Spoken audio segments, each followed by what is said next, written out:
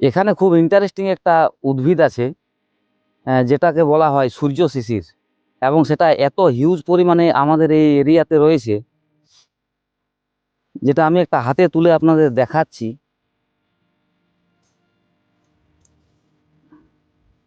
এই যে লাল রঙের ছোট্ট একটা উদ্ভিদ, যেটাকে বলা হয় সূর্য শিশির, এটা আসলে একটা পতঙ্গভুক উদ্ভিদ। ইংরেজিতে বলা হয় কার্নিভোরাস প্ল্যান্ট। খুব ইন্টারেস্টিং একটা জিনিস।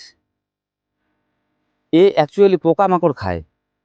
মানে এর যে উপরিভাগে কিছু সূক্ষ্ম সূক্ষ্ম রোম আছে, এবং এই রোম গুলোর ডগা থেকে একটা তরল নিঃসৃত হয়, এবং সেটা যখন তার উপরে সূর্যের আলো পড়ে তখন সেটা খুব চকচক করে, এবং পোকামাকড় এটা দেখে আকৃষ্ট হয় এবং এখানে এসে বসে।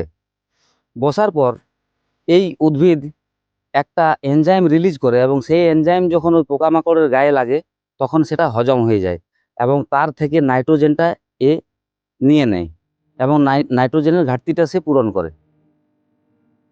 অ্যাকচুয়ালি এটার নামটা হলো সূর্য শিশির এই কারণেই, দেখতে মনে হয় যে শিশির বিন্দু এর গায়ে আছে এবং সূর্যের আলোতে সেটা চকচক করছে, কিন্তু অ্যাকচুয়ালি সেটা শিশির নয়। এ নিজের বডি থেকে একটা তরল নিঃসৃত করে, এবং যার ফোঁটাটা শিশিরের মতো দেখতে হয়।